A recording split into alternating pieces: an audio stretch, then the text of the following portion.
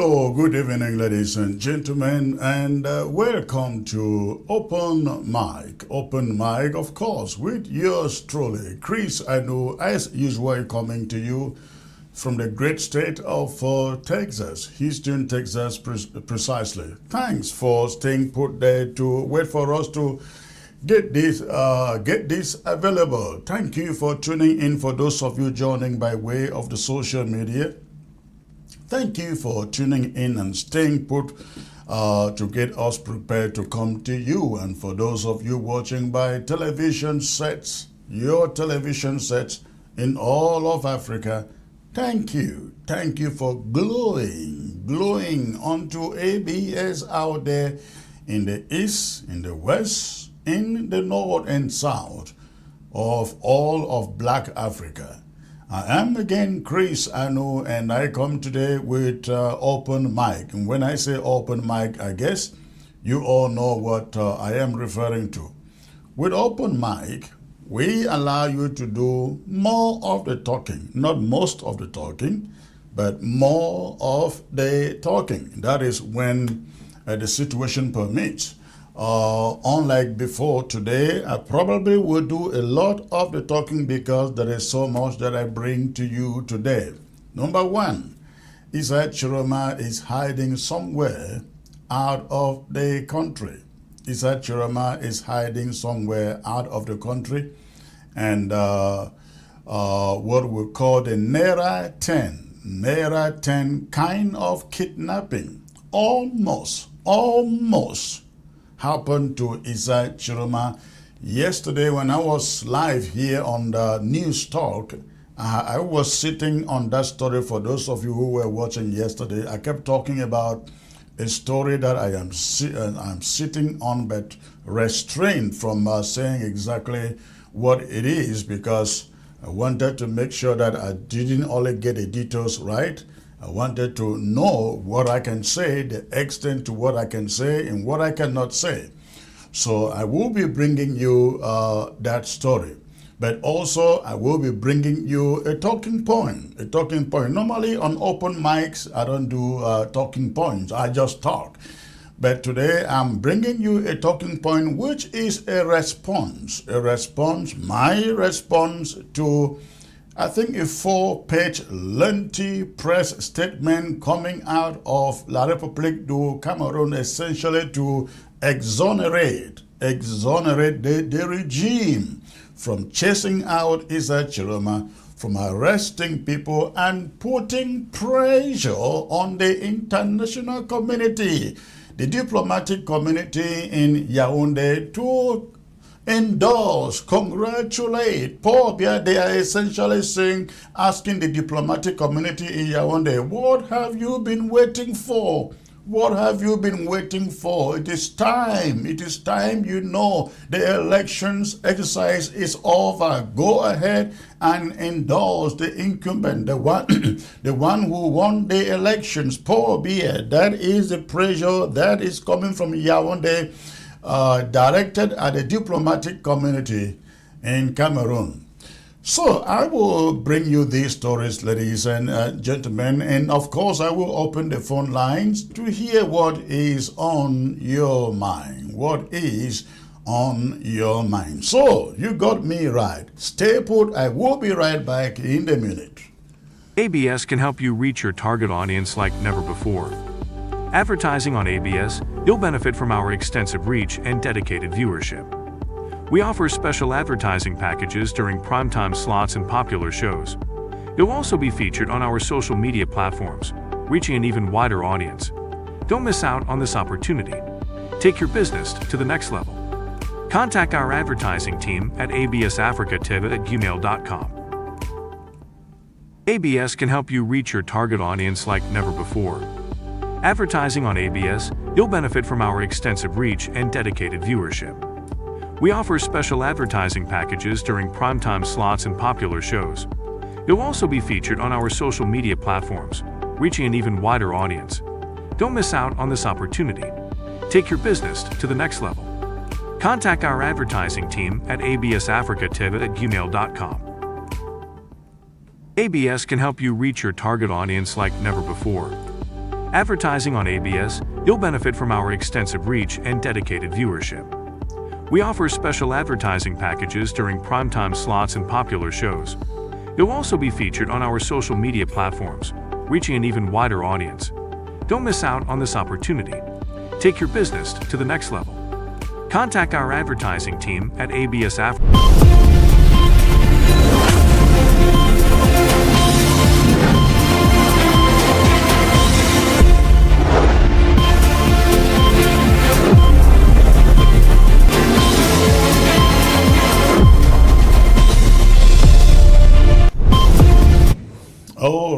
All right. Thanks for staying put in there, ladies and gentlemen. Again, if you are joining by way of the social media, that is Facebook or YouTube, go ahead, hit your share button, let others know that the Anchorman is right here, live to bring you updates of what is happening on the ground in the La République du Cameroon and, of course, Ambazonia. Now I want to bring to you a breaking story, a story which I consider is still in the making. The story is still in the making as we speak. The man you find on your screen is Tchiroma, presidential candidate in the last elections in La République du Cameroon, and the one acclaimed by popular opinion and by voted results to be the winner of that election is now on the run. He is now on the run. Tchiroma has been on the run, not running away, take note, not running away from claiming that victory, not running away from fighting for that victory, running away to preserve, I guess, his life in order to be able to continue to wage the fight to reclaim the victory that he believes is his as the outcome of the Cameroon elections. Now, what we know is this, ladies and gentlemen. Within the past weekend, there were lots and lots of activities. Now, this information I am bringing to you, do not expect me to just put everything on the table for security reasons.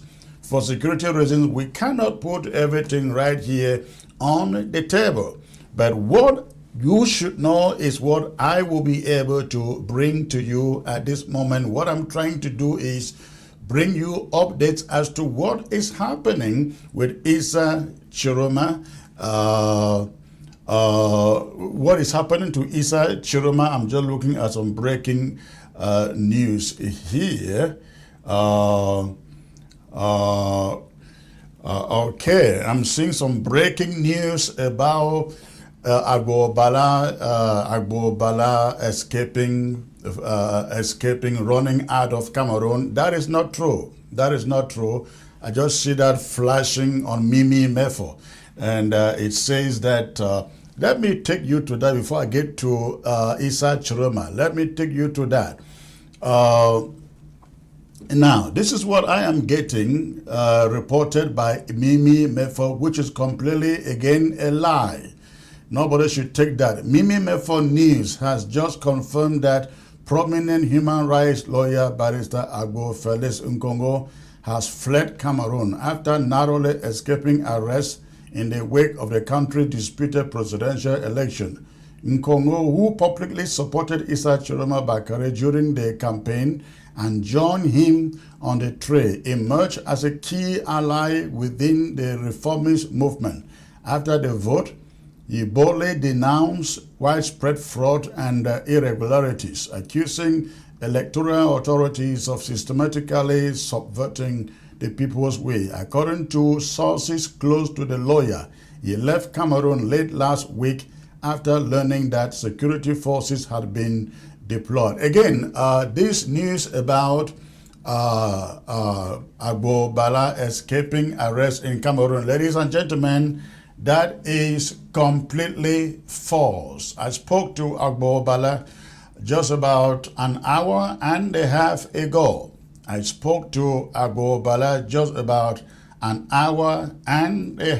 ago.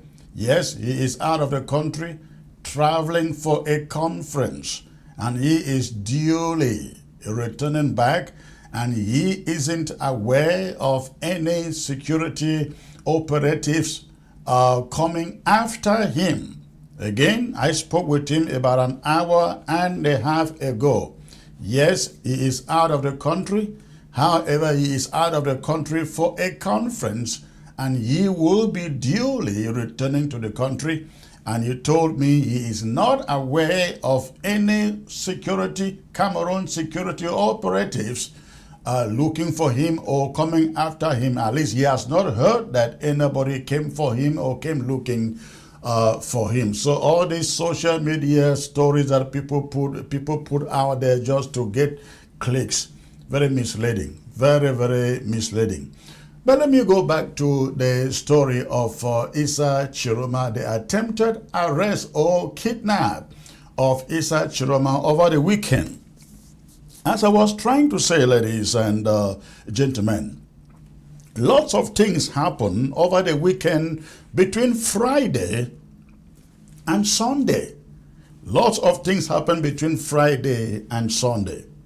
Now, by Friday, last Friday, Issa Tchiroma had left his compound in Garouai and was living in a different location which they felt was more secure, because the Cameroon authorities had been monitoring him in his compound until last Friday. So he and his team agreed that the right thing to do was to move out of the compound, get to a location that is more seclusive so that nobody can locate him. So from there they can plan what goes on. In fact, it was from this new hiding location that they plan and announce the ghost towns, which I believe are currently going on the ground. So, however, the regime in Yaoundé was monitoring all the phones, tracking all the phones, and I mean all of his phones. Until then, now we learned that Issa Tchiroma had stopped using any of those phones. They had dumped the old phones, resorted to new phones, but somehow on Friday, he decided to use one of the old phones, not knowing that it was being tracked. He decided to use one of the old phones, not knowing that all the phones were being tracked. So the moment he made the call on that phone on Friday, La République du Cameroun operatives tracked his location to somewhere inside Nigeria.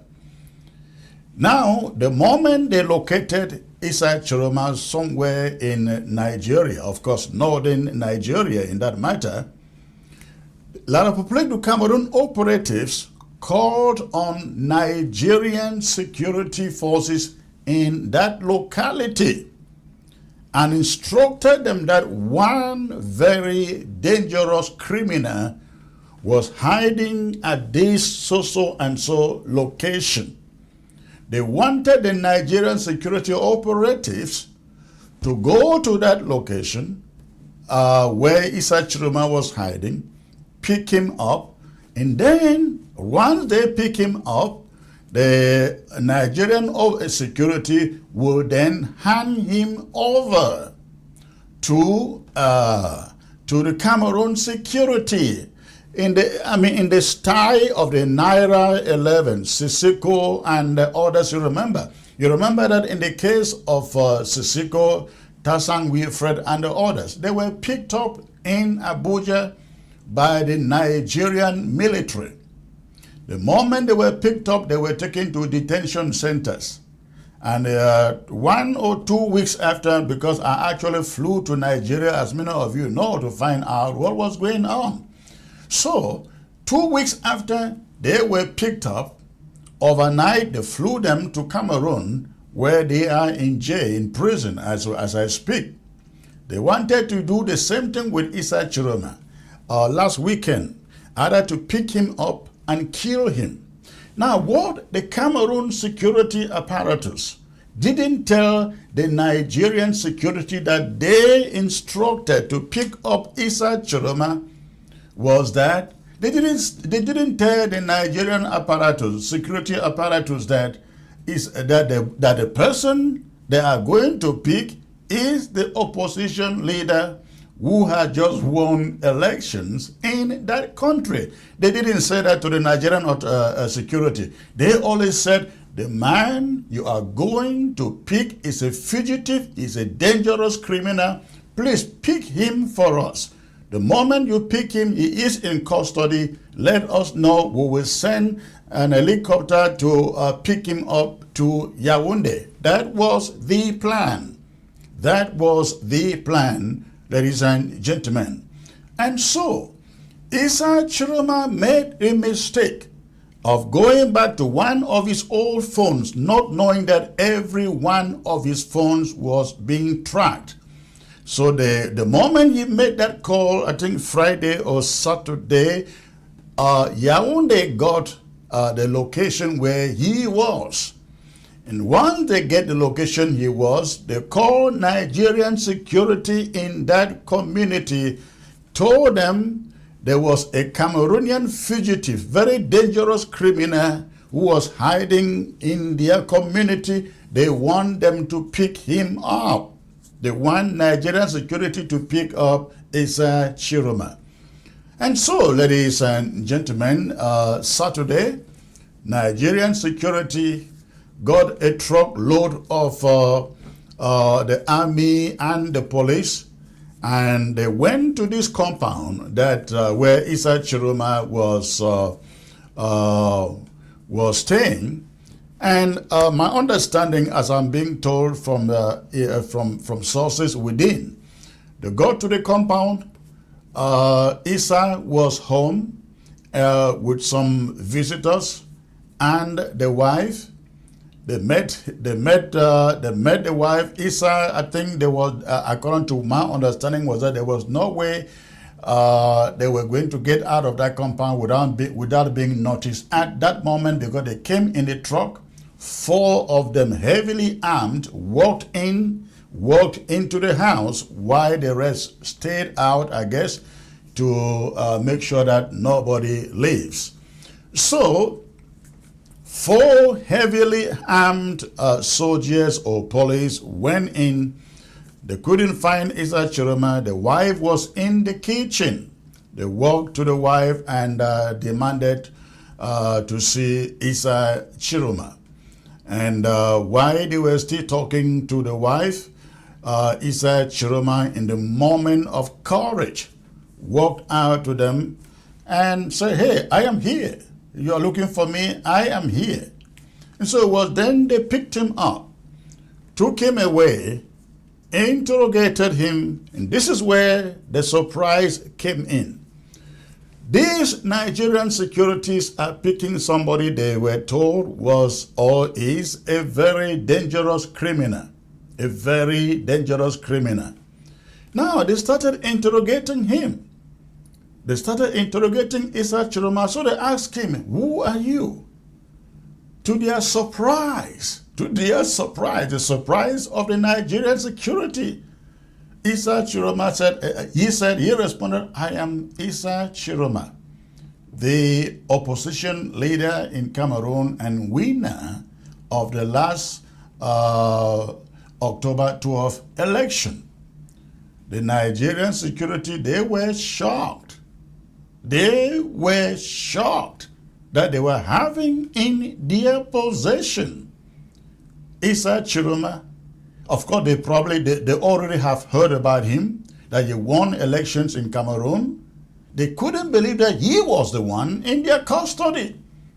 And so the Nigerian security called their authorities and told them who they have with them, arrested under the instructions of Cameroon. You have to understand that Cameroon and Nigeria being neighboring countries, if Nigeria reports to Cameroon that, "Hey, a fugitive from our land is hiding in so and so place in your territory, help us pick him up and send him over here," Cameroon will do that. So the same thing, Cameroon calls Nigeria and say, hey, a fugitive, a dangerous criminal of ours is hiding in your community. This is where he is. We want you to pick him up. The Nigerian authority will do that. So that was what the Nigerian police did. They picked up Tchiroma and they hurt him interrogated him only to find out this is the opposition leader, the man who has just won elections in Cameroon. But they were told he is a dangerous criminal, a very dangerous criminal. That is what the Nigerian police was told by Cameroon operatives. So, what happened from there? My sources say Nigerian authorities were called from that community where they were holding, from the police or the military holding Issa Tchiroma. They called their bosses. I don't want to say where or who they called, but just know that they called their bosses and told them what was going on. The moment the bosses found out this man was not a dangerous criminal, was indeed Issa Tchiroma.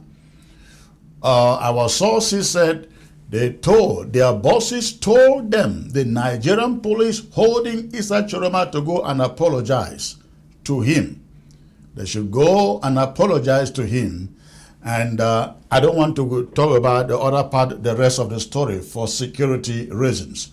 But what I can say is that, ladies and gentlemen, Issa Tchiroma is out of the country. He is safe. He is planning, as of this evening, I think by now they are holding a meeting to discuss what next. They are holding a meeting to discuss what next. But this was the plan that Cameroon had for Issa Tchiroma at the weekend. They wanted this Nigerian police to pick up Issa Tchiroma. They will pick up Issa Tchiroma and then inform Cameroon that he is now in custody. Cameroon will send an helicopter to come and pick him up straight to Yaoundé. They will either kill him or put him behind bars, just as they did with Sissoko and the other Naira 9. That is what transpired at the weekend, ladies and gentlemen. So right now, as I speak, Issa Tchiroma is out of the country. I don't want to say to you precisely where he is out of the country, but he is out of the country. He is safe, protected, and he is sound. Again, as I come to you tonight, they were in the meeting talking and trying to see what next happens after the 3 days goes down. I am hoping that I will get more updates before I come to you tomorrow. So that is what is going on. That is what is going on.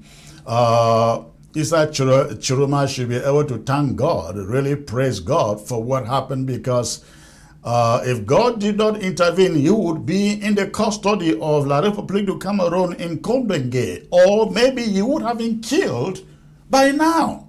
And nobody will know. And nobody will know. If the Nigerian police did not find out on time that Issa Tchiroma, the man they have in custody, is the opposition leader, the winner of the elections in Cameroon, they would have informed Yaoundé to come and pick him up. They would have informed Yaoundé, we have your dangerous criminal now in custody, please come and take him away. And you know, Cameroon would have flown there immediately. In fact, put some hundreds of millions in the pockets of those security men, and they would have handed Issa Tchiroma to the Yaoundé's regime. But thank God they contacted their superiors first and told them that the person they had in custody has identified himself as this and as that. And the superiors in Nigeria said, go back, make sure you apologize to him and wash your hands from that case. We will take over the case. We will handle that case. And that is why Issa Tchiroma is still a free man as we speak. As we speak. So that is the story, what transpired at the weekend, ladies and gentlemen. But again, I cannot emphasize this enough. He is in a secure location at the moment. Actually, they are holding some meetings as I speak to you. And from that meeting, they will be able to decide what next. What next? Especially with Paul Biya's inauguration, I understand, coming up on Thursday, November the 6th. All right, you got that story. I will open the phone lines very briefly for about 15 minutes to take your calls on this subject, on the subject of the arrest or attempted arrest and assassination of Tchiroma. And then after I take your calls for about 10-15 minutes, I have my monologue, my talking point that I will be bringing to you. November 2nd, I think that was Monday. No, that was Sunday. The Ministry of Communication in La République du Cameroon put out a lengthy statement, essentially telling the country and those who care to hear that elections have taken place. The results, the vote has been counted. The results have been announced. It is time to move on. It is time to move on. And they are putting pressure on the diplomats in Yaoundé to start endorsing, congratulating Paul Biya. After the phone calls, ladies and gentlemen, after the phone calls, I will come back and give you a talking point to that statement coming from the Minister of Communication in La République du Cameroon, precisely Emmanuel Sadi. All right, so go ahead. The phone number is there. Make sure you shut down the volume of your phone before you call. Make sure you shut down the volume of your phone before you call. All right, let's get to the next caller. Only, I will give each caller only 30 seconds. 30 seconds, you can make your point in 30 seconds. Hello. Yeah, Chris, what is the plan of the swearing in official Tchiroma? As we were hearing that he was trying to take in an oath. Well, I cannot give you that information now, as they are still discussing whatever action they want to take. As you heard me in the commentary I just made, I said they are in the meeting as we speak, and I cannot give you any information about that because I don't know anything yet. Thank you for the call, sir. Any other question? Again, now that is out, if they swear in, how can he take control? Even if he was to be sworn in Garoua, you think he would take control? The fact of him being sworn in is to have control wherever he is. The ability to pass instructions, to pass orders wherever he is. Because even if he is in France, he can still pass orders from France. He can pass orders to Douala, to Ngaundre, Maroua, and Garoua, and the rest of parts of that country that believe he is the legitimate president. He doesn't have to be there physically. Okay, thank you. Thank you, sir. All right, so again, the phone line is there on your screen. If I don't get any phone calls now, I will shoot straight to my talking point on the statement coming from Yaoundé, asking diplomats, pressuring diplomats to acknowledge Biya as the winner of the election. Hello. Hello, thank you, Chris. I greet you. Thank you, sir. Where are you calling from? I'm calling from somewhere around Malta. Okay, Malta. Okay, what is your 30 seconds, sir? What do you have in mind? Yeah, actually, I know that ours is different from that republic, which everybody is aware. But I believe that people like you, even though you must say you are a friend, you can honor him and teach him, tell him a lot of things on what to do, because the situation of public was, he will play on our advantage. So you can. I'm sorry, sir. Your phone is breaking a lot. You are breaking a lot. I heard you said teach him something. Check your phone and you can call back. Hello. Hello. Good evening, Secretary Chris. Good evening, ma'am. Where are you calling from, please? Calling from Sada, sir. Okay, what is on your mind? Yes, I just want to say, you can really see that Tchiroma, what he said about the gods being with him, even if the population was not with him, the God will still fight for him. We can really see that truly the gods are with Tchiroma, and the gods have really remembered Cameroonians this time around. Absolutely. You mean God, not the gods, right? Yeah, God. Okay. You don't want to give that tribute to the gods. You want to give it to God. Yeah, to God. All right. Thank you for the call. Hello. Yeah, good evening, sir. Good evening, sir. Where are you calling from, please? Yeah, this is Jeff from Berlin. James from Berlin. Okay, what is on your mind, sir?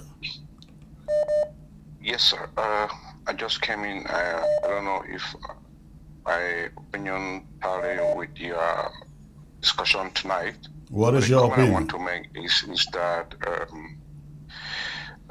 the BA regime had made a big fundamental mistake, because I thought that the lesson learned from the Ambazonan crisis was to make them not to take certain moves at this particular point in time. To be honest with you, I never knew that Paul Biya could make a mistake by trying to levy any attack on Tchiroma Bakari, because it is clear Tchiroma Bakari will never be John Frundi, he will never be Kamto. And that is why if BA is prepared to launch a war against that man, they should be prepared to give up the 3 northern regions. Why am I saying so? I'm saying so because, look, it's only a foolish administrator like Atanji Paul that will be thinking of declaring war against a politician who shares boundary with the Boko Haram. I mean, Right. that I can't understand. Where is the senses? Right now, I'm getting rumors that Abu Bala has escaped and arrest. No, Agbo Bala has not escaped. I just saw that information while I was coming live, and actually mentioned, I don't know when you joined the show, but I spoke with Agbo Bala about an hour and a half or 2 hours ago. Yes, he is out of the country. He is out of the country, but not out of... But he's wanted, right? No, But he's wanted, right? not that which he told me. Not that which he told me. Okay. He is out Because to I just read attend from a memo conference. for- I just read from a memo for that Abu Bala has escaped. No, Mimi So Mefo is absolutely dealing with rumors. Okay. Yes, again, I spoke with Agbo Bala about 2 hours ago before I came on. Yes, the only information, part of the information that is true is that he is out of the country, but not that they are pursuing him. He is out of the country for a conference. Okay, so this is my opinion, sir. Look, I'm not too sure about the Douala, the Yaoundé to withstand the heat of the regime. They may back out. But I can guarantee you that if Paul Biya wants to continue with this method, he should be ready to give up the 3 northern regions. All right, we got the point, sir. Thank you. Let's get to other callers. We got that point. Thank you. Thanks for the call. All right. Wow, 33 calls missed already. All right, the line is open. I spent 3 more minutes for the calls before I bring you this talking point. All right. Hello. Hello. Hello.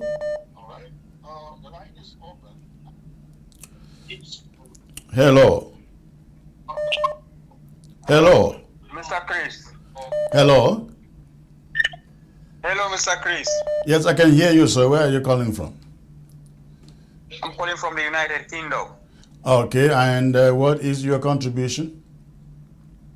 My contribution, if Mr. President Tchiroma is being sworn in as a Cameroon president, what would be about the Southern Cameroon's issue?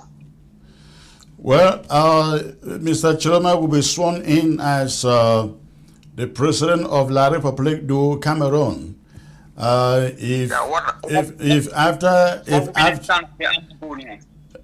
Yes, let me finish. He will be sworn in as president of La République du Cameroon. You understand, since 2017, Ambazonia has moved on to declare its independence.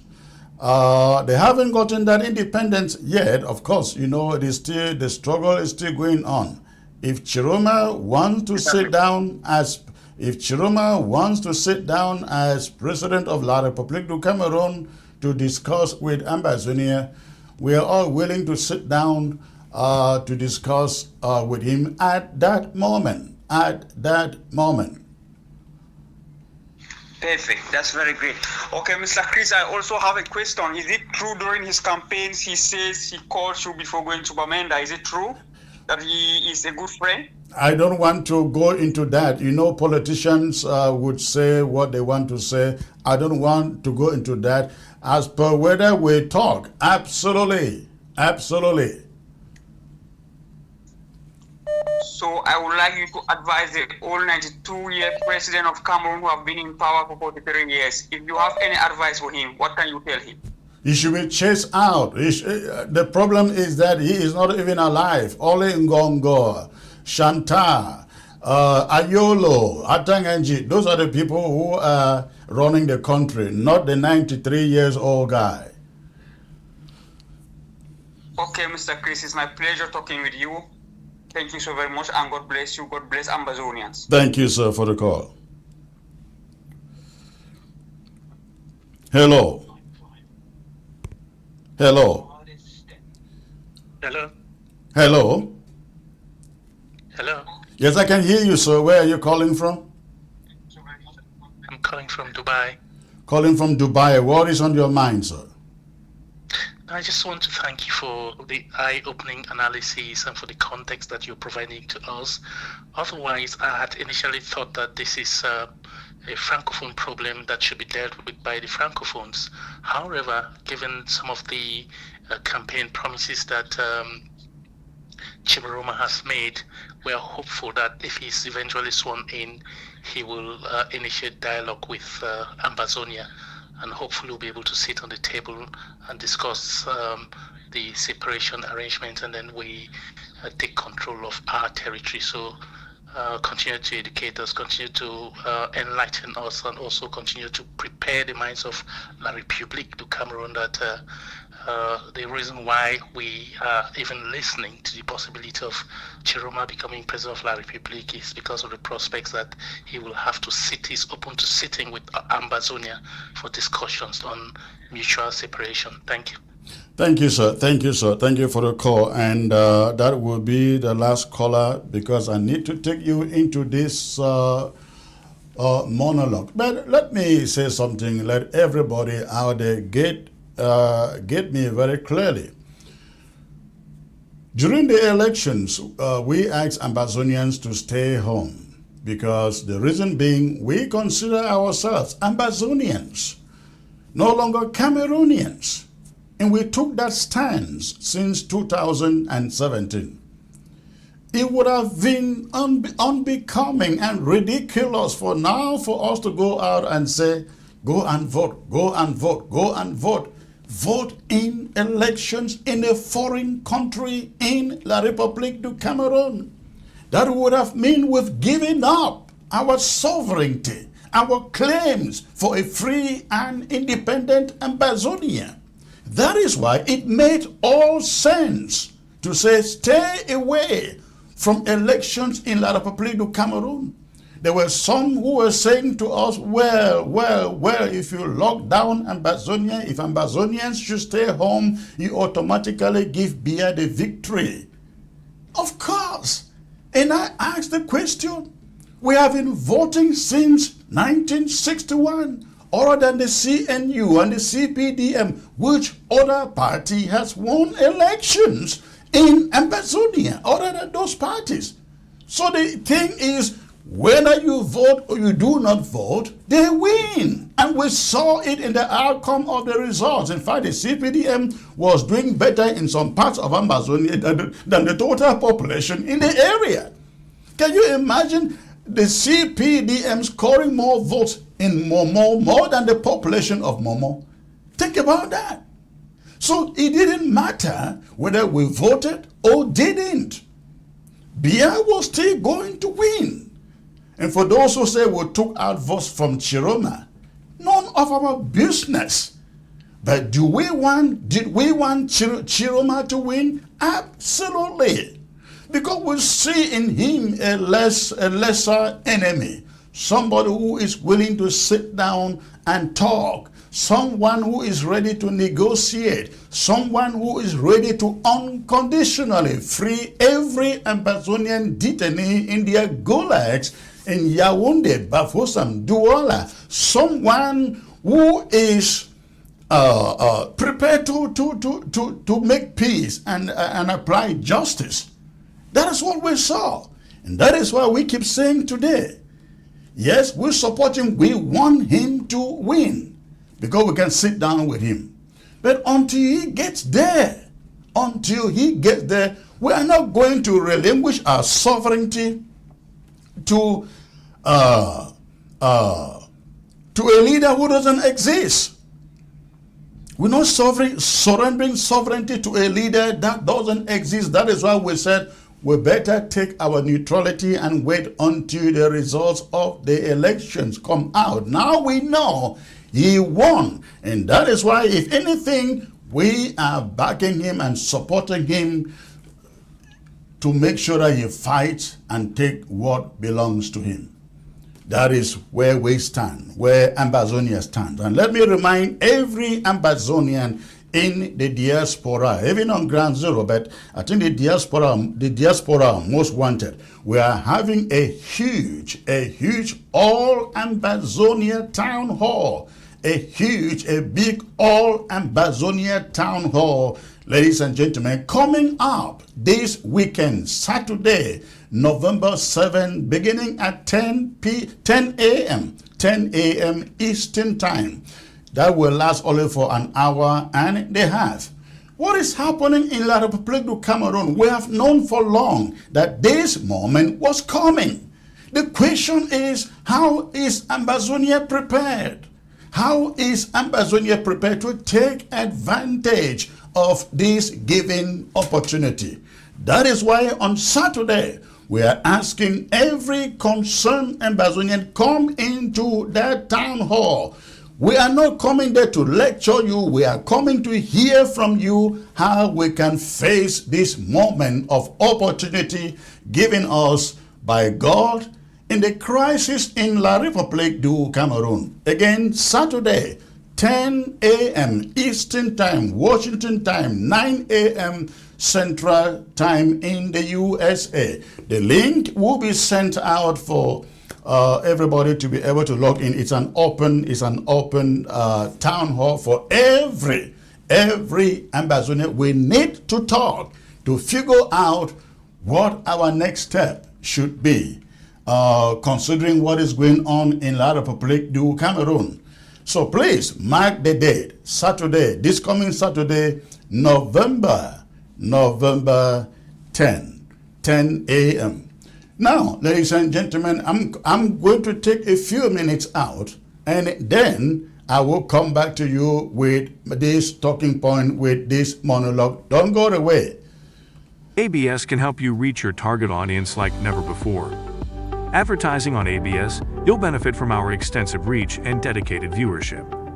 We offer special advertising packages during primetime slots and popular shows. You'll also be featured on our social media platforms, reaching an even wider audience. Don't miss out on this opportunity. Take your business to the next level.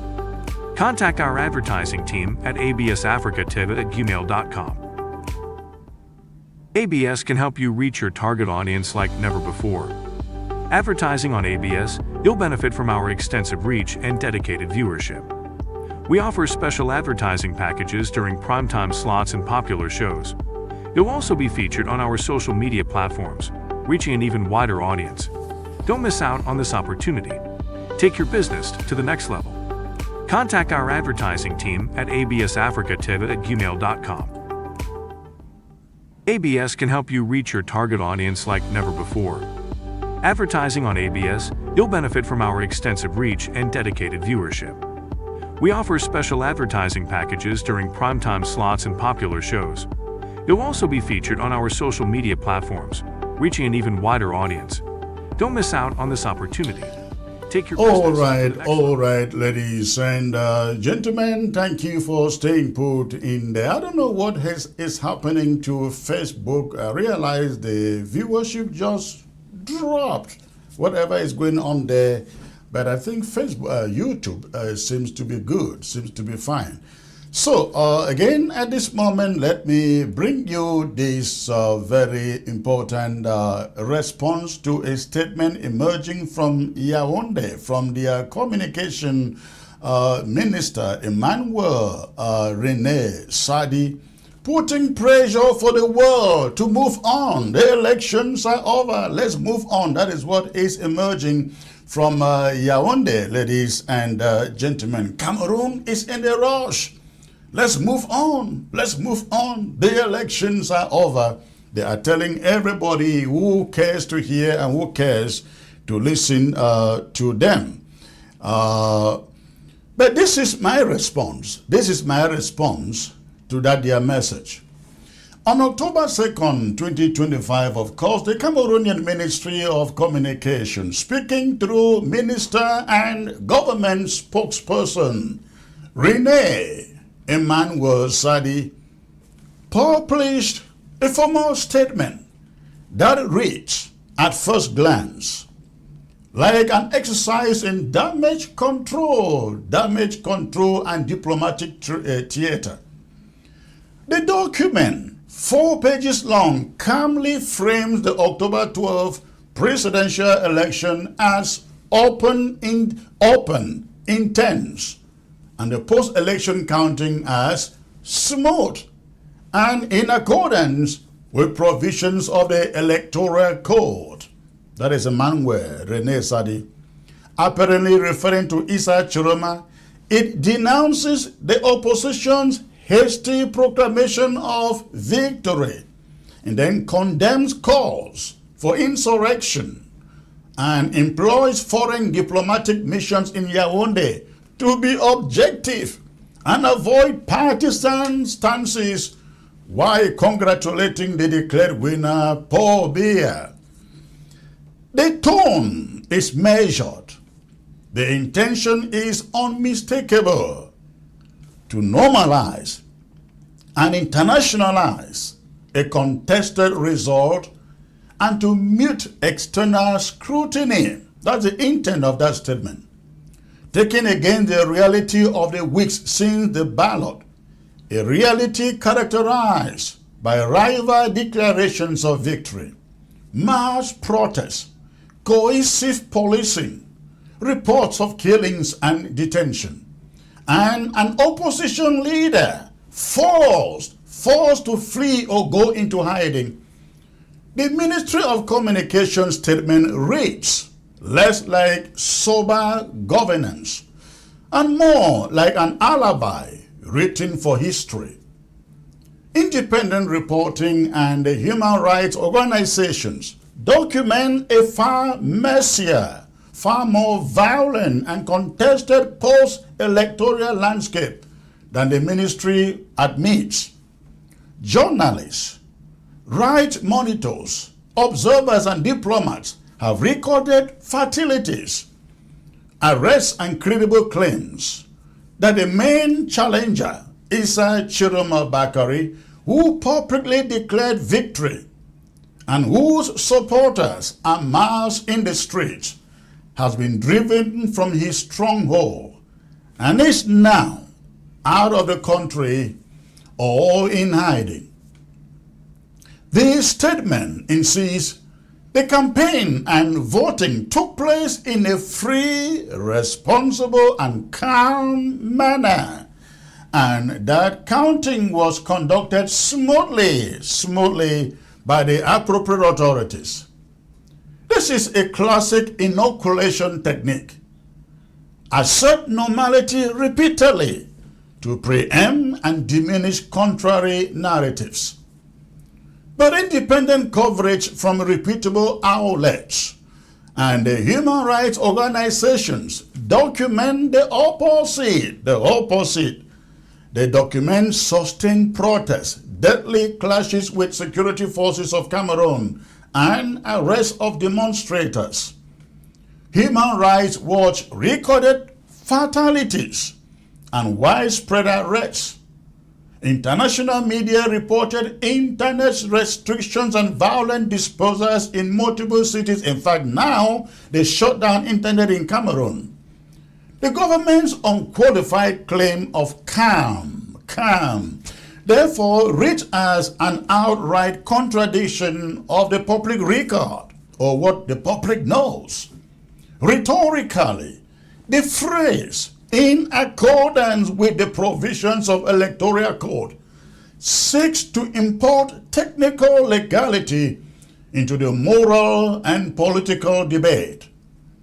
Legal pronouncements can reassure uncertain diplomats and investors, but legality is not self-verifying. Laws can be applied selectively. Oversight bodies can be biased, and counting procedures can be opaque.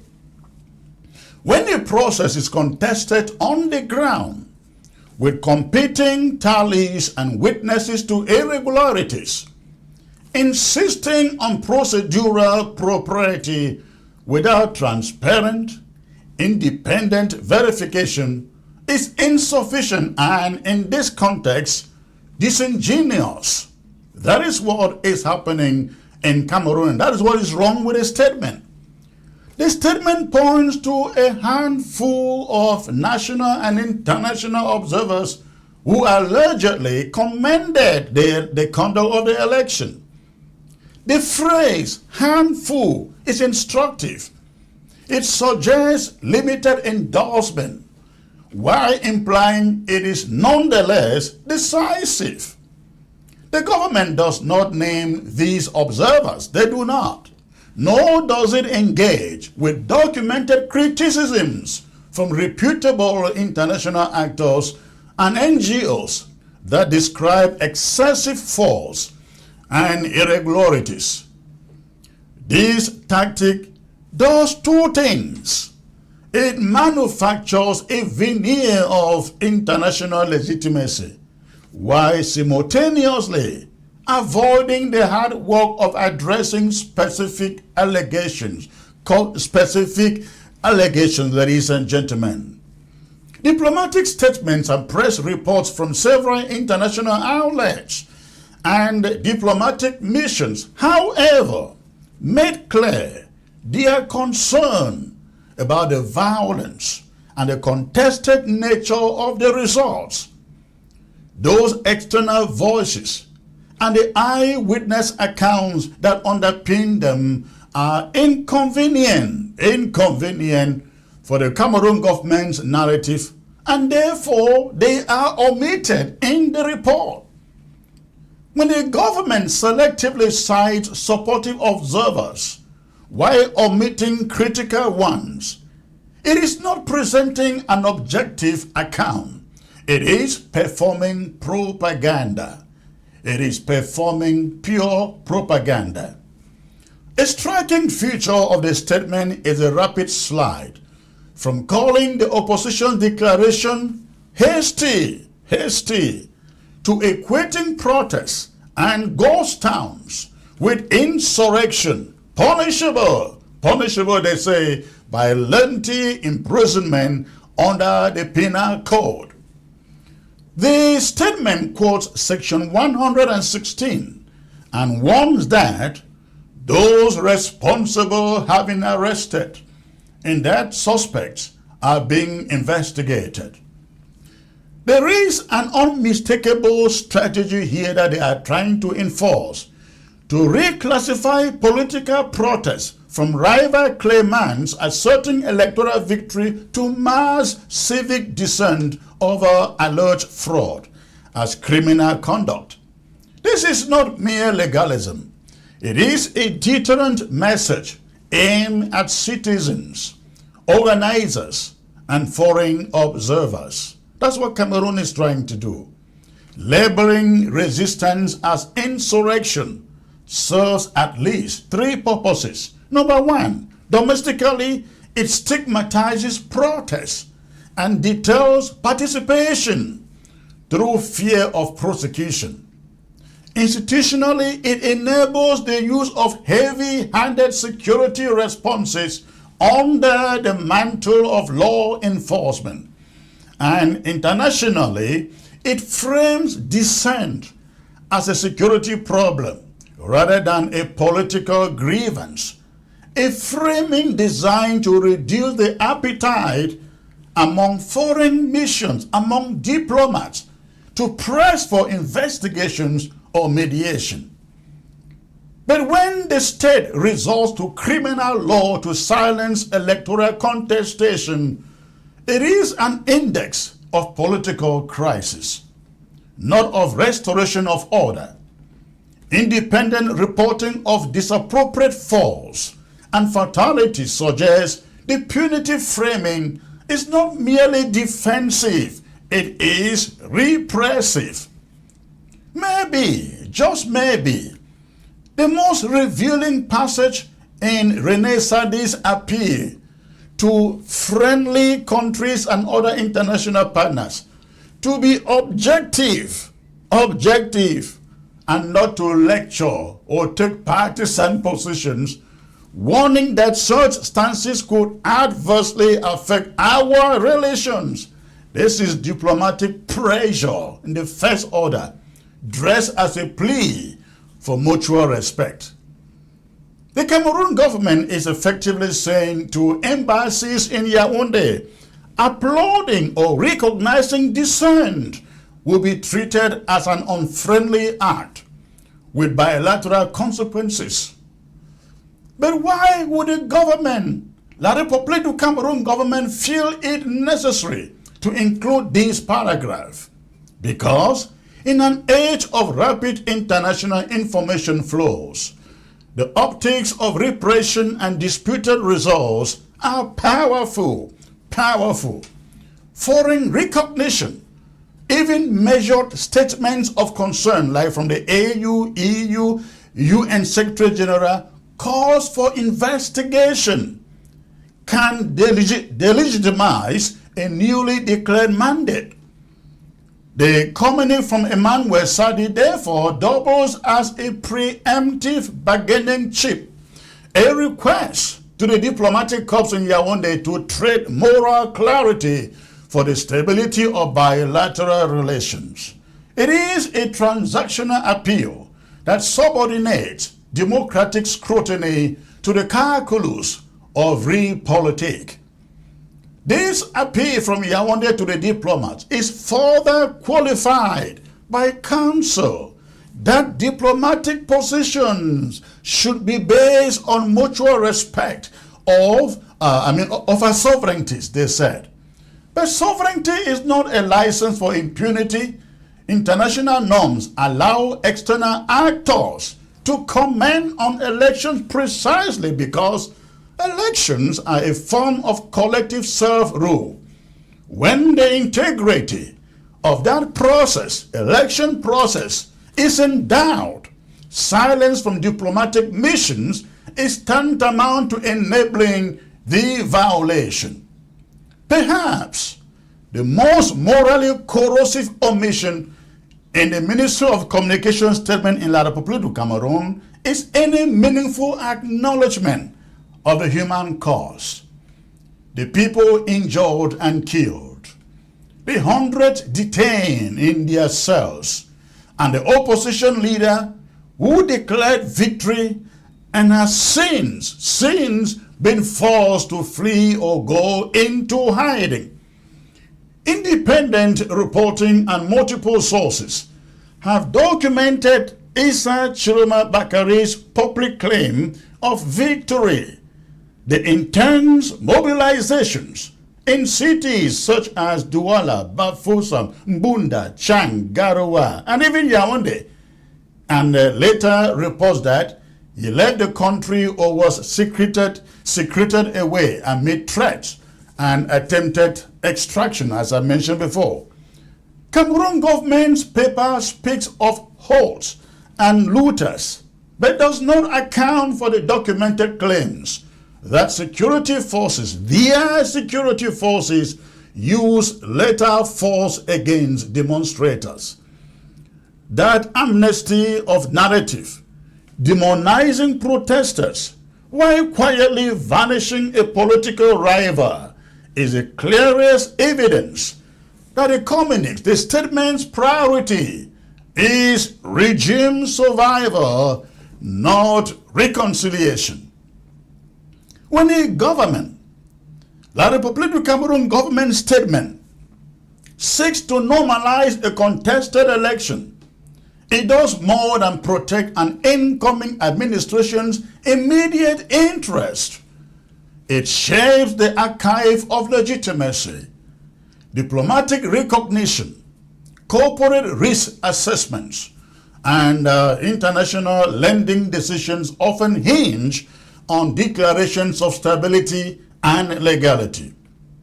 Therefore, the Cameroon Ministry of Communications carefully crafted or worded missive is an attempt to rewrite the political present in a way that will constrain future judgments. This was an orderly election. Dissenters are criminals. Life should now return to business as usual, so they want. But normalization, in the absence of accountability, is the worst kind of amnesia. It announces that the state will not investigate credible allegations. It announces that victims will be unheard and that the electoral grievance will calcify into resentment. The long-term effects are predictable. Erosion of trust in institutions, circles of protest and repression, and ironically, the very instability the statement claims to prevent. This is how a credible response would look like if I were the one writing it in Yaoundé. A government that genuinely wishes to repair confidence would have done something very different, very, very different. It would have publicly acknowledged the contested election, the nature of the parts of the process contested. It would have invited neutral, internationally credible observers to review disputed ballots and the chain of custody of those ballots. It would have committed to transparent investigations of deaths and arrests, and it would have offered concrete avenues for political engagement with opposition leaders to diffuse tensions. Instead, their statement chooses closure over inquiry. It chooses criminalization over dialogue and diplomatic appeals over democratic accountability.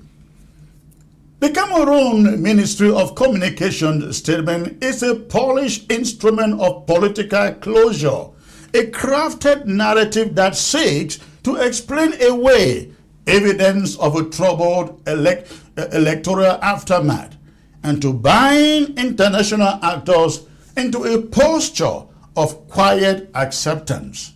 That is what they intended by that statement.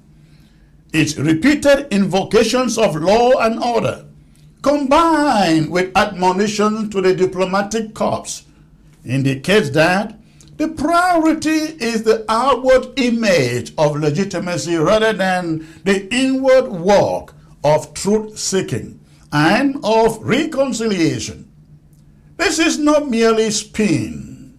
Theirs is not merely spin, it is a political choice with real consequences for citizens still mourning, still detained, or afraid to speak. If democratic legitimacy is to be more than a shouted claim, it must withstand scrutiny. The test for Cameroon now is simple and urgent. Will the authorities open the process to genuinely independent review, investigate credible allegations of excessive force, and permit political space for rivals, including those who say they won, to contest the outcome peacefully?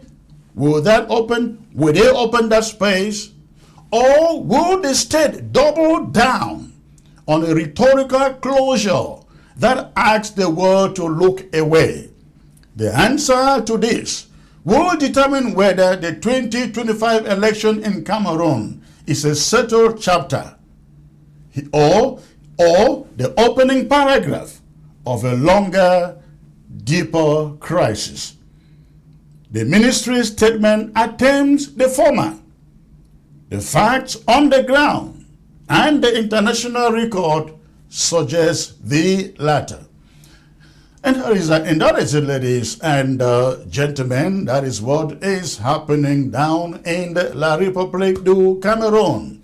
The Cameroon government putting out a statement trying to move on. Let's move on. Let's gather the diplomats. Let them send congratulatory messages. Let's move on. This election thing, the contest is over. That is the picture they are trying to build. If you are out there and you are a Cameroonian, I got a question for you. Should that move on start right now? Should there be anything like moving on? Moving on from what we hear from corrupt regime cronies in Yaoundé. All right, this is open mic, as you know. I will now open the telephone lines. Go ahead and call. Let me hear what you think from this presentation. The line is open and you can go ahead and call. And by the way, let me add, I understand that internet has been shut down in Cameroon completely. I wouldn't be surprised if they are interfering with this broadcast as far as Facebook is concerned. As far as Facebook is concerned, I see the numbers on Facebook have dropped down and just stayed there. It is a contrary on the YouTube. We have close to 1,000 people on YouTube. In fact, right now, I'm getting information. Facebook has been shut down. Facebook shut down. I think so. I just saw that pass across the screen. But I won't be surprised if Cameroon is working with Facebook to shut down ABS Facebook page. YouTube is just okay, close to 1,000 people there. But Facebook dropped down to 47 people and it stayed there. But let's get to the phones, ladies and gentlemen. Hello. Hello. Hello. Hello. Hello, sir. Yeah, good evening, Mr. Chris. Good evening, sir. Where are you calling from? This is Tito calling from Germany. Tito calling from Germany. Thank you, sir. What is on your mind? Thank you so much for everything you're doing. Information is so difficult to come by, so I'm very grateful for the information I had about what transpired with President Issa Tchiroma of the Republic of Cameroon. Okay. Now, this is related to security. These are very, very critical moments. You said Chiroma's phones were off, and he tried to use the phone, and that was a mistake. Let me tell you something. There is something that is cooking up already. Okay. Gongo just acquired a sophisticated military-style spyware. I picked the information yesterday from one of the broadcasts yesterday, of one of Amber brother. This is a sophisticated military-style spyware. It doesn't need, your phone does not have to be on. It just needs to send you a missed call, or the missed call can either be direct or by WhatsApp. Software is called Pegasus. If you have time, you can look about this. It has the potential. It can turn on your camera, your microphones and camera remotely. I am also of a software background, security software background. Okay. Okay. Hold on there. It's good to know that. I see. I just getting a message here that yes, no internet in the Cameroon, and people are having to use VPN. As a software engineer, which free VPN would you suggest for people on the ground to download and use? I just have to look to try to find if I can find one, but I do not have anyone as we speak now. So what I want you to do, I want you to get this information to Tchiroma and his team, that everybody around him, they've got to change their phones. If it's possible to take the phone of the country where they are, because all they need is just send a missed call on your WhatsApp, because don't say that you change your SIM card. When you have WhatsApp on your phone, it's already a hole. So they have to just change their handsets, everybody around him. Because once they send you a missed call by WhatsApp, it doesn't matter whether you answer the call or whatever. Once it gets into your phone, it gets into a hole, and it has the possibility it can turn on your microphone and your webcam. It can track you wherever you are. Can it track signal calls? iPhone. Can it? Wait, hold on. iPhone Not phone. and Android. Can it track calls on Signal and Telegram? Yes. They happen to have paid through lawsuit. They paid WhatsApp about $160 million on a lawsuit. iPhone complained about it also. Just try to research it. So Gongo just acquired it, and ministers in Cameroon, all their phones are being tracked as we speak. All of them, their phones are being tracked. So please get this information to La Republic President Issa Tchiroma. We need him very much. All right, thank you. Thank you for the call. Yeah, thank you. All right, the phone lines are open. The phone lines are open. And again, the information that Agbo Bala is on the run, again, that is not accurate. Ladies and gentlemen, that information is not accurate. Agbo Bala is not on the run. You see, the only true information in that piece is he is traveling out of the country, but not on the run, as reported by Mimi, Mefo, and others. And I say so authoritatively because I spoke with Agbo Bala about 2 hours, 2.5 hours ago. And he is traveling for a conference. He is traveling for a conference and he hopes to return back to the country. Okay, the phone line again is there, is open. I want to hear from you. Before you call, make sure that the volume of your television set is turned down. Turn down the volume of your set before you call and focus on your phone. All right.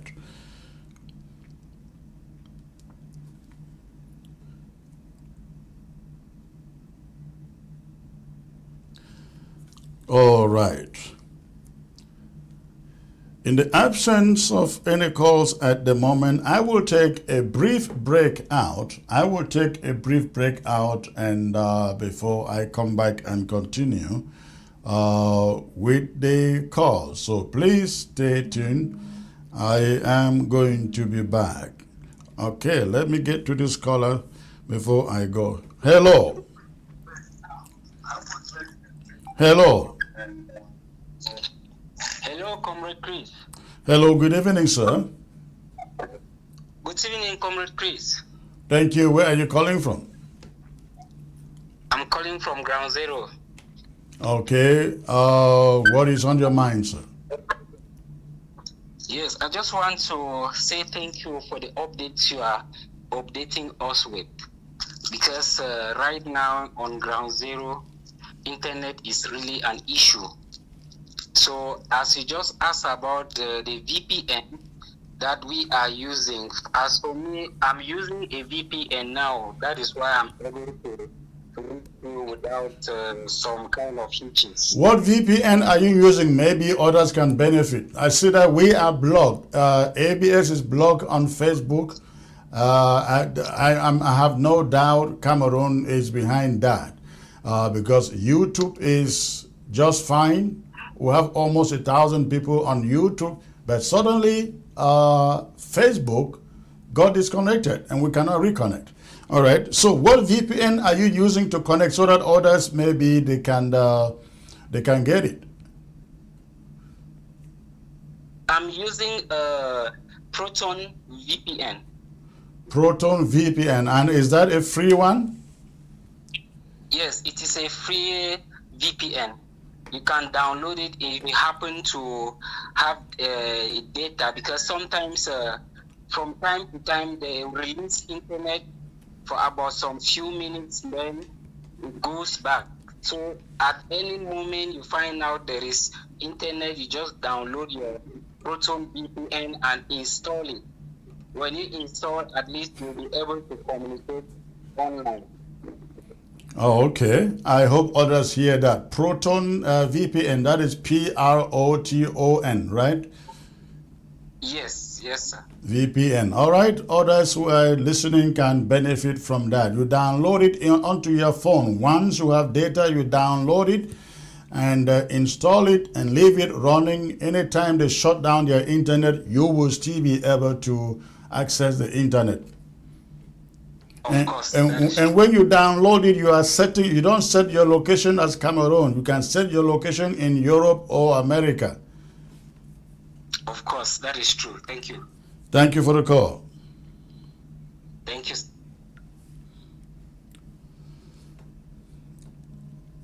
All right. Hello.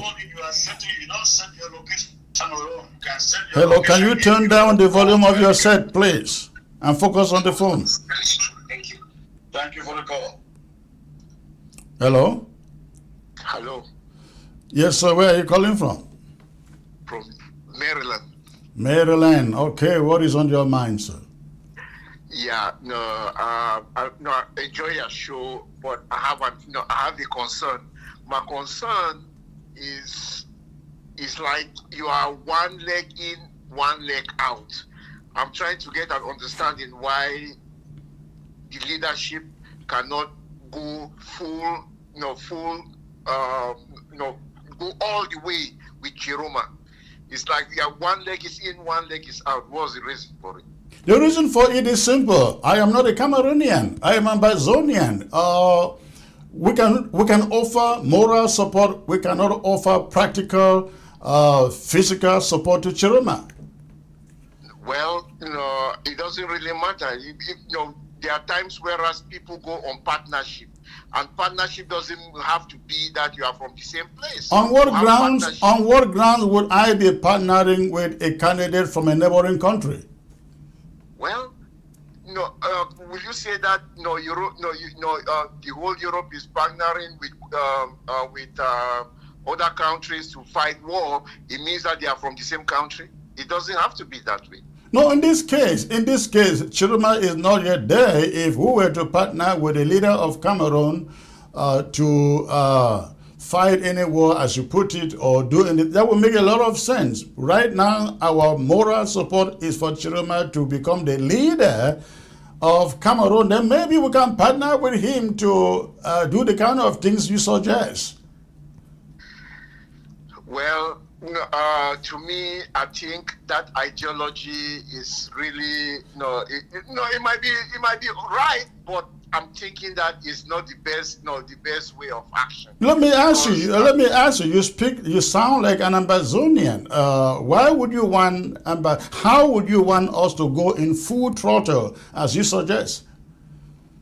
Well, what I'm thinking is it is better for us to go all the way out to support him. Sometimes most of the people might be thinking, how?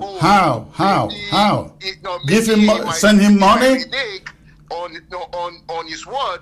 But I'm thinking that. Hold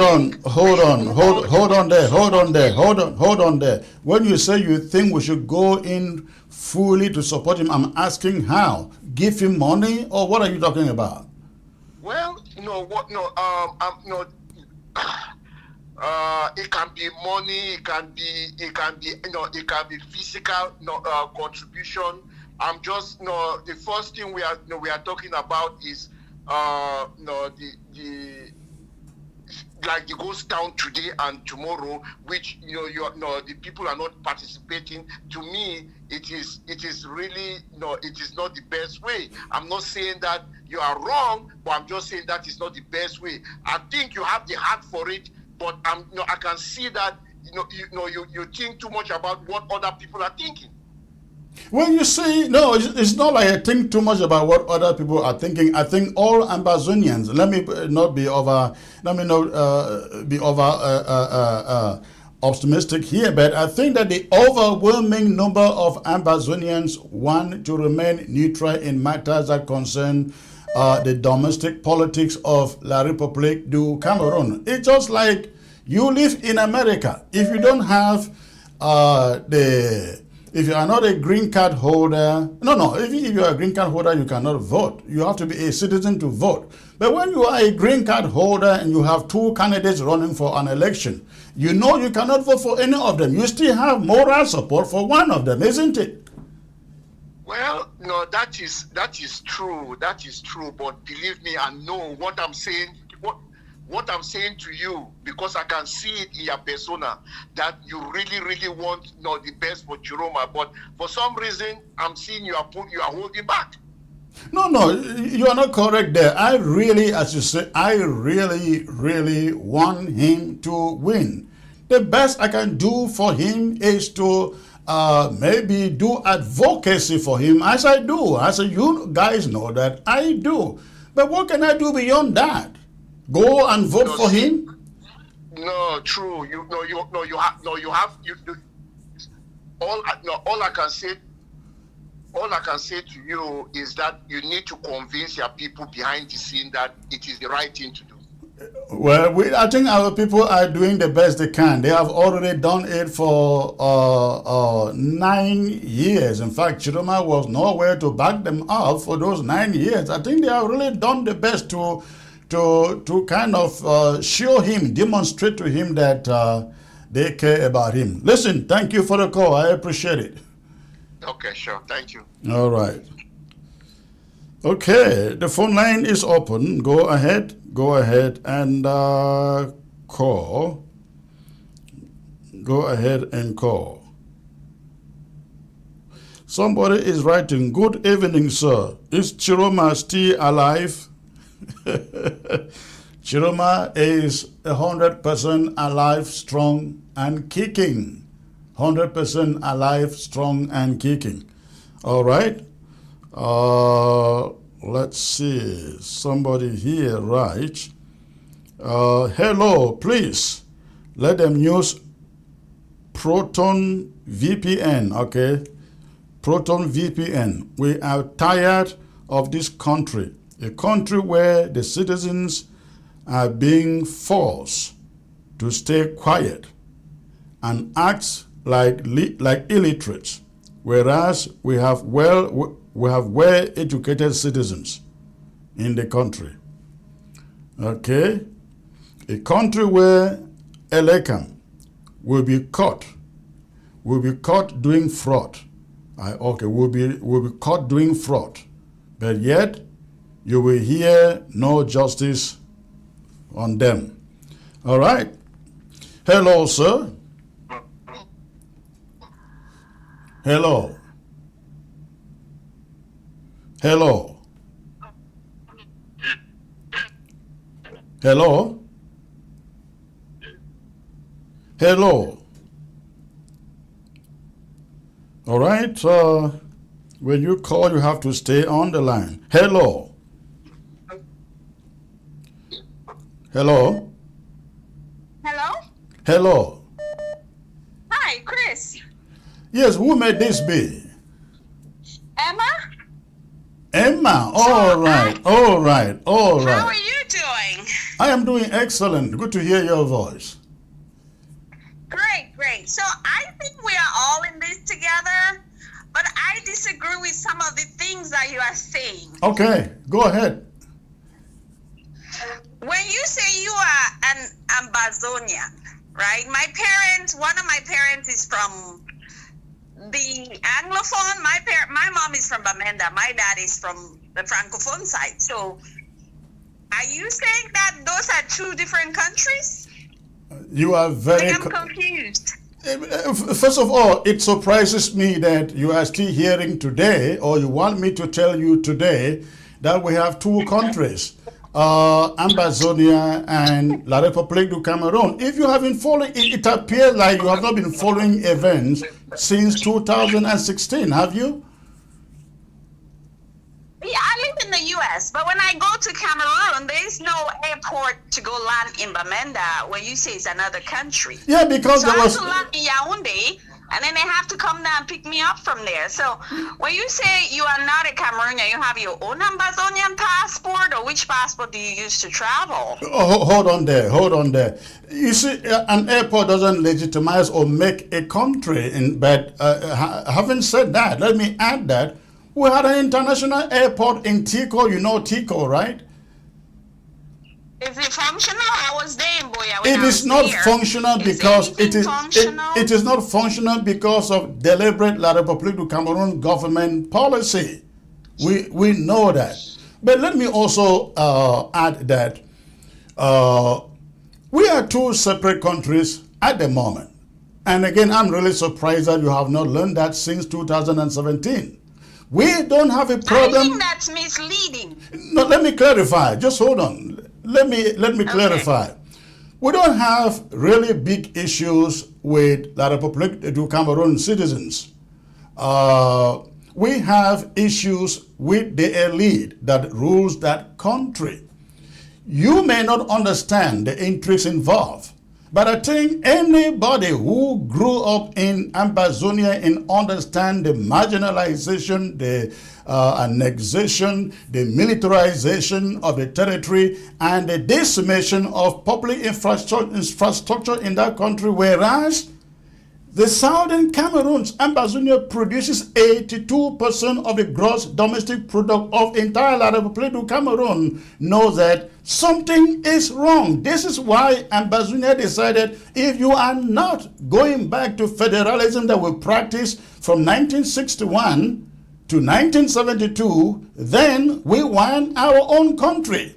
You know that La République du Cameroon, instead of saying let's sit down and talk, they declared war. That is why Ambazonia decided to go. Yeah. No, I understand. I'm with you on that. I'm just not with you on the two separate countries. I'm with you on changing the government and, peaceful transition and everybody. Cameroon is too small. I mean, Nigeria is huge and they have one country, small Cameroon. So the country is what? Southwest and Northwest? Those are that constitute the country? Correct. Those two states. Yes. Those two cities. Yes. No, they are not cities. That's a mistake you make. Boya is a city. Kumba is a separate city. Victoria is a separate city. Bamenda is a separate one. Nkambe, Kumbo, those are all. So we are talking about a do you know the population of those two places that you mentioned? Do you know the population? Yeah, but Cameroon is still a country of 30 million. It's still very small. How about Gabon? So I'm not with you. I'm with you with the fight to change the regime. I think everybody's with that. Don't you realize but to that? say it's two separate countries, I disagree completely. Don't you realize that Ambazonia is bigger in land size and population more than Equatorial Guinea, Gabon, and some of these West and Central African countries? Don't you realize that we're 8 million or more? So yeah, but if you're saying today it's two countries, where's their own passport? Where's their own airport? Everything is linked as one. A country. So I don't know how that will come. I think that's misleading. No, it is not for misleading. Someone that has lost people. I don't know if you've lost anybody there, but I've lost people. Okay. With this whole Ambazonian. Let me explain why it is not misleading. A country is determined by its international borders.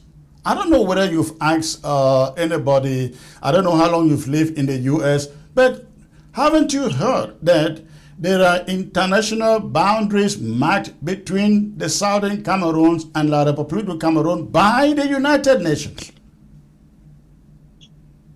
Please, Chris, I still tell you that this is misleading because the United Nations is not even acknowledging that, they haven't come out to say much about the Tchiroma, right? The United Nations came to Cameroon, I think it was in the early or mid 90s, and presented Paul Biya with two maps.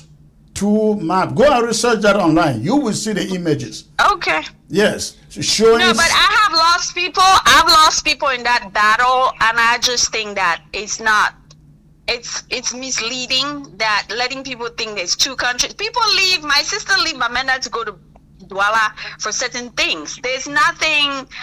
Calling it two countries, then they should be self-sufficient. So I don't know, if I'm going to Cameroon, I've been to Cameroon many times. There's no airport there to go land in my own country, like you call it, Ambazonia. You still land in Yaoundé or Douala, and then you do the regular routine.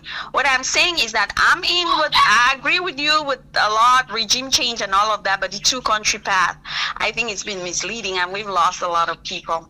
Well, Personally, I've lost a lot of people. I disagree with that. Well, I hear you. I think I've lost more people than you have. But you probably have not been following what has been going on. But listen, I cannot convince you here within an hour. Okay. Maybe one of these days we'll have the opportunity to meet. I can give you some education, or you can go online, research on the history of the two Cameroons. Research on the history. I would like to let's talk about it one of these days. I just, like I said, I agree with you with a lot. It's just that piece right there that I am struggling with. Well, let me put it this way. When you here in America, you have a husband who is abusing you again and again and again and again. I'm not saying that French Cameroon was the husband of English Cameroon. Were partners, were equal partners. That is what it was supposed to be. But they used the weight of their elite in their population to suppress us to the extent they decimated every institution, the Cameroon Bank, the National Marketing Board, WADA, Sonora, the CDC is just a shadow of itself today due to deliberate policy from Yaoundé to disseminate Ambazonia to the extent that... And I think everybody will agree with you there. What I'm saying, if Tchiroma becomes victorious, I think everybody should join him to change all these things that you're saying, but not to say we are separate countries. Cameroon is too small. It's not even half the size of Nigeria. What are you talking about, two separate countries? Well, if, we've been trying to sit down with the BL regime to talk, to no avail. If Tchiroma comes on and says, I'm different, I want us to talk, hey, we are very much ready the next day to sit down and talk. Okay, so who is the president of Amazonia then, since it's two countries? Dr. Antonio Epa. Oh, please. Chris, you guys stop misleading people. They are dying. No, I think this ghost town there has not achieved anything. So right? you think that Issa Tchiroma's ghost town will achieve poverty what? to these people. I've been to Cameroon. I don't know when the last time you were there. I went to Boya. I went to Bamenda. It's brought nothing but misery. So there are different ways of doing these things. It's not about ghost town, and so my position is let me ask you. I think everybody should center around him. Let me ask you, if ghost towns are so bad, why is Issa Tchiroma starting with ghost towns? I know that.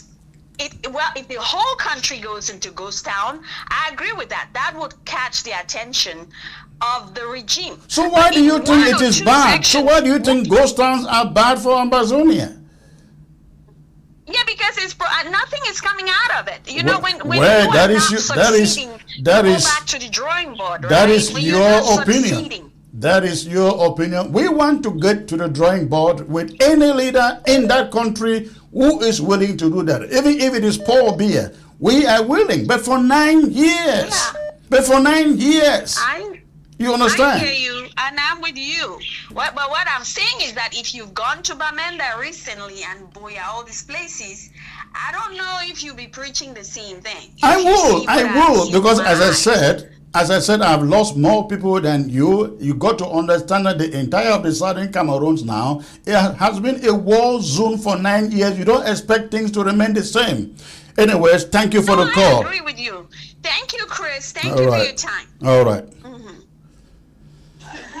Hello. Hello. Yes, sir. Where are you calling from? I'm calling from Nigeria. Okay, and what is on your mind, sir? Well, I just listened to the last caller, and what she said is very, very annoying. I believe she doesn't know about the history of her country. If you can take time off and go through the history of her country, she will not be saying what she's saying. I think Southern Cameroon, Amazonia has gone through that. For me to listen to such a caller, it makes me not to have a sound sleep. So I think it is better you drill her in the history of Amazonia if you have time, maybe, because I believe she's your friend. I don't know. I really don't. I have not met her. She may know me, but I really have not met her. But I'm hoping for an opportunity one day, maybe to meet her and have enough time to educate her on what has been going on for the years past. Yeah, because she's watched her presentation. It seems she doesn't know anything about. Yeah, I see a lot of ignorance. Yes, thank you very much. Thank you for the call. All right. Ladies and gentlemen, please remember we have a huge town hall. A huge town hall for all Ambazonians, especially if you are in the diaspora, coming up on Saturday, November 7. Saturday, November 7 at 10 a.m. Eastern Time.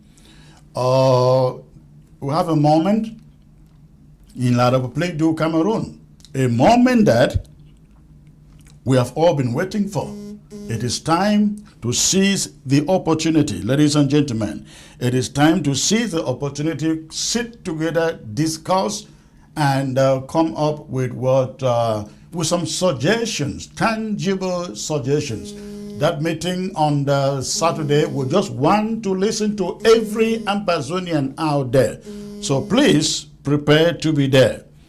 Hello. Hey, comrade, please. Hello, sir. Good evening. This is This is your comrade Bentley. Please, I really want to apologize for not being present on the broadcast yesterday. Actually, I was caught up. I went to find out information about a shipment of supply that I usually send to our IDP. That is okay, sir. That is okay. We are live now. Yeah. What is your contribution? Actually, I'm calling to really congratulate you on how much we are helping in sensitizing Cameroonese right now, because, you know, the one would have not believed that this is how maybe ignorant they are when it comes to fighting for liberation. I see most of them tuning onto the ABC, ACN, and so as to get information on how to manage a lockdown. And then they are so confused. They think that the Ambazonian will join them. And their security forces are using the name of our fighters to, like, you know, confusing the public that they are also coming to, like, joining them in fighting. No. Southern Cameroon is safe. No more lockdown except the normal coastal Mondays. To further notice, that is the message we keep sending to our people. Now the question is to all of the Southern Cameroonians who have been fence-sitting, where do you find ourselves now? When we say join our liberation cause, let's liberate our homeland so we can go home, you say no, that will not think, that will not think. Now where do you stand? The Republic of Cameroon is about to split. Yeah. They are on their own now. The chief that abdicated all of their constituency, their custodian, and then are hiding in Yaoundé. Where do they stand right now? There is no more CPDM, it's dead. No more SDF, they are all dead. We are going back to our drawing table in Southern Cameroon to form our whole state back into order. So, where do you find yourself right now?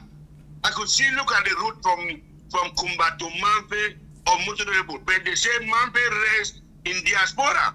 Mampe raised millions to support the CPDM. Kupema and Ngoba, the same. Donga and Mandu, I don't know what happened there. Maybe I did the You see, comrade, hold on there.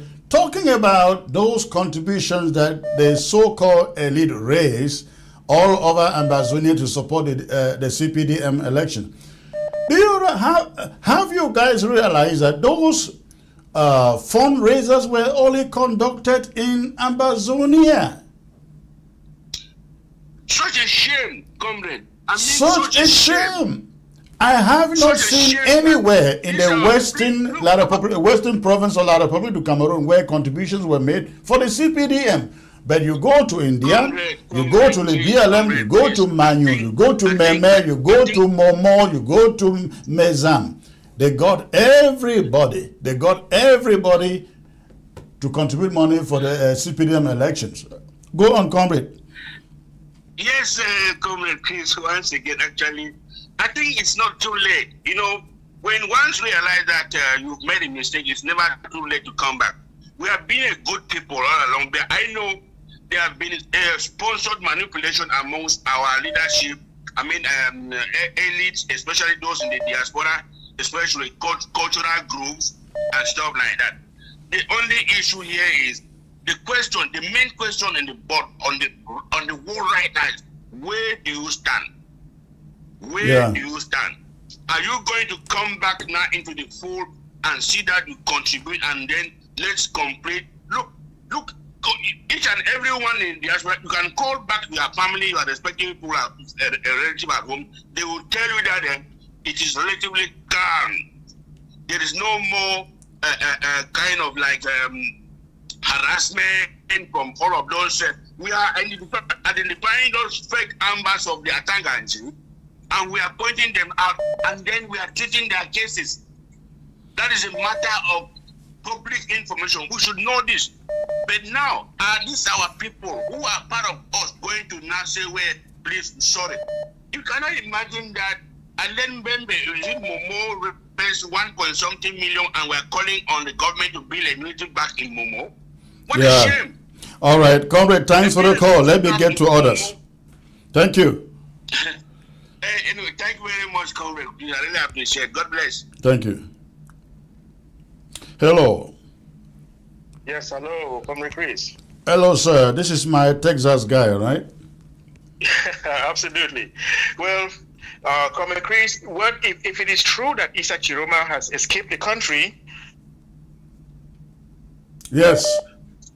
Yeah, if it is true that Issa Tchiroma has escaped the country, we at least Cameroonians should understand that this fight, the struggle right now is beyond Issa Tchiroma. It's not about Issa Tchiroma anymore. It's about the voice of the Cameroonian people that has been silenced by this regime. And their effort should not relent in trying to oust Biya. Issa Tchiroma has played his part. What is the issue right now is that the voice of the Cameroonian people has been silenced. And with Issa Tchiroma or without him, I think the Cameroonian people should continue with whatever protests they have to make until the Biya regime, they have to do something about it. It's not about Issa Tchiroma anymore. Well, because some people may think that because Issa Tchiroma is gone, okay, there's nobody. It's not about him anymore. It's about the voice of the Cameroonian people. I don't know. Tell me if you've. I've been busy preparing this thing. I didn't find out how Ghost Town is going on, especially today. It started yesterday. Have you learned of anything? The intensity of it? I mean, I saw some pictures. I don't know if it is on AI, but I think it was very effective in the northern regions. In Douala, we saw some protests. We saw people talking about it. I've seen Francophones actually being very interested about it. But of course, in the Anglophone regions, life continues as usual. Right, absolutely. All right, sir. Thank you for the call. All right, you're welcome. Hello. Hello. Good evening, Secretary Chris. Good evening, sir. Where are you calling from? I'm calling from Europe. Okay, and what is on your mind, sir? Let me use this opportunity firstly to thank you for everything you are doing to educate Amazonians on the state of our struggle. Thank you. And what has actually triggered me to call is one of the callers who identified herself as Emma, indicating that one of her parents is an Amazonian. I just want to believe that this message would find her where she is, because I felt really annoyed hearing what she was trying to put out there. So she cannot consider 9 years of suffering,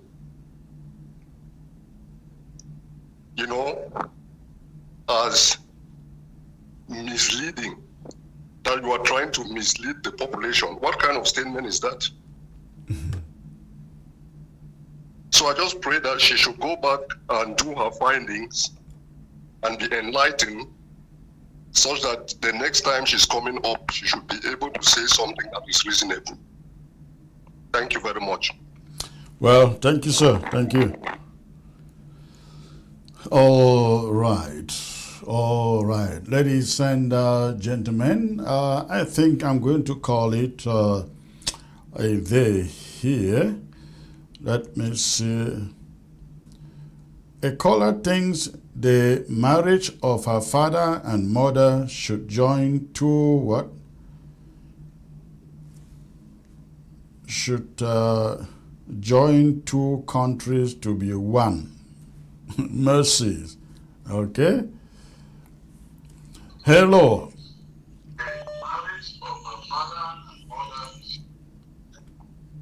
Hello. Hello. Hello.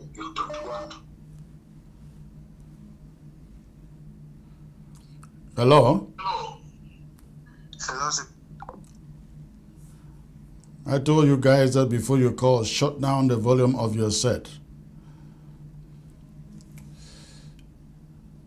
It is because she is not in ground zero.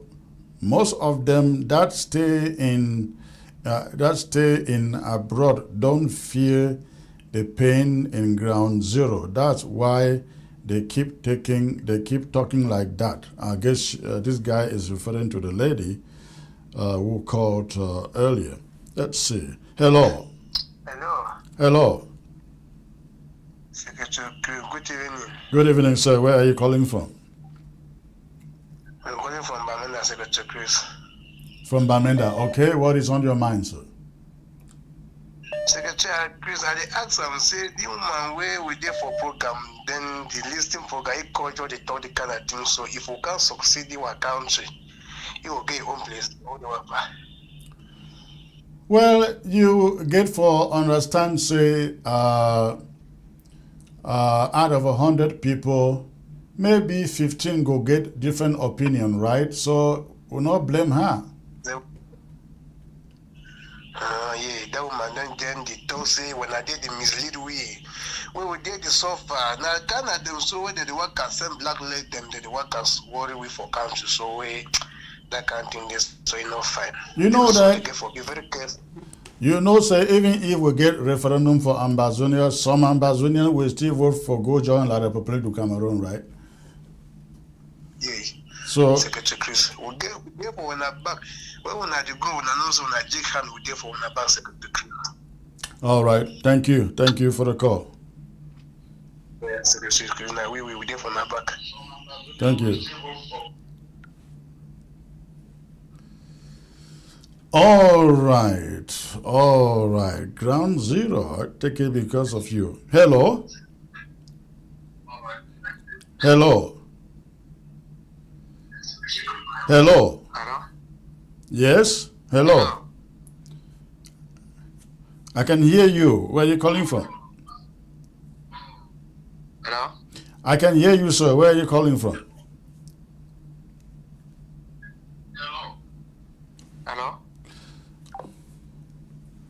All right. Hello.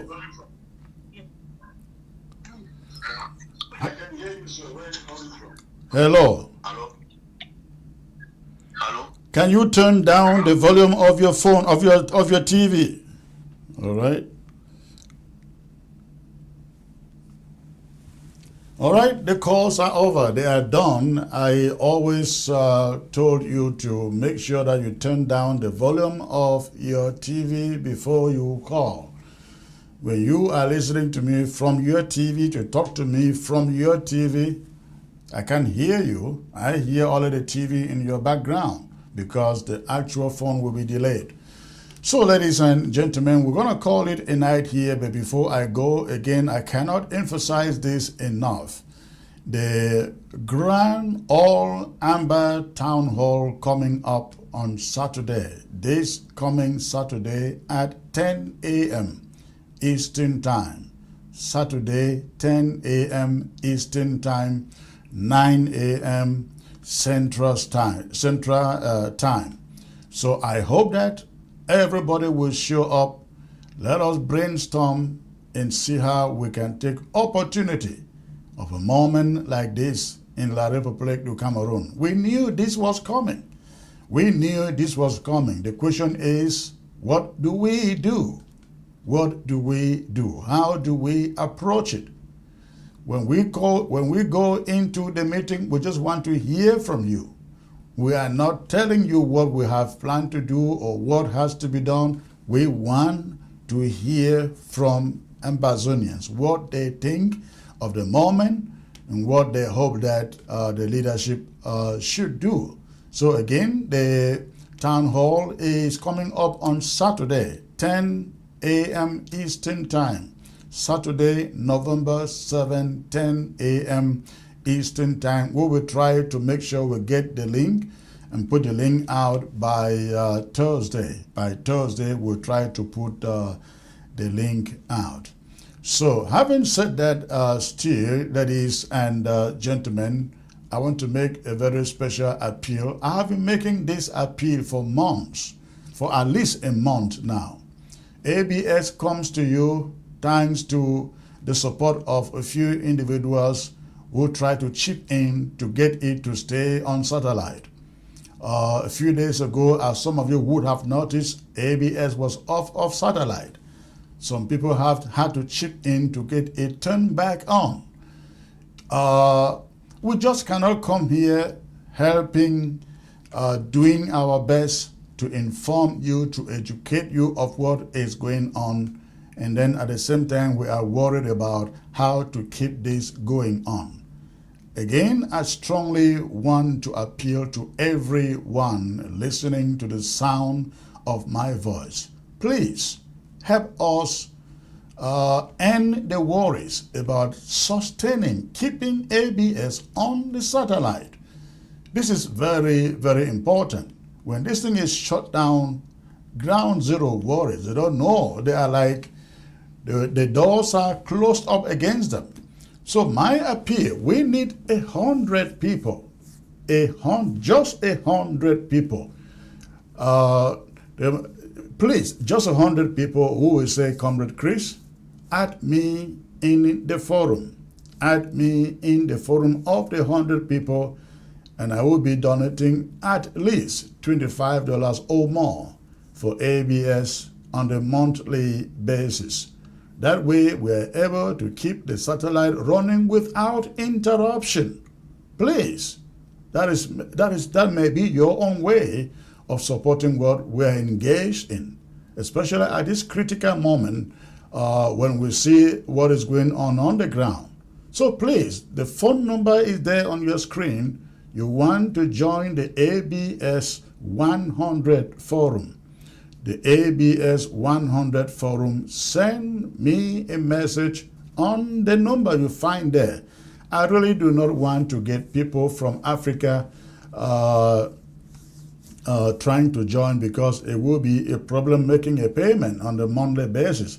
But if you are in Europe, you can use PayPal. You are in America, you can use Zelle or Cash App. Please use the number on your screen. Send me a message and say, please add me in the ABS 100 forum.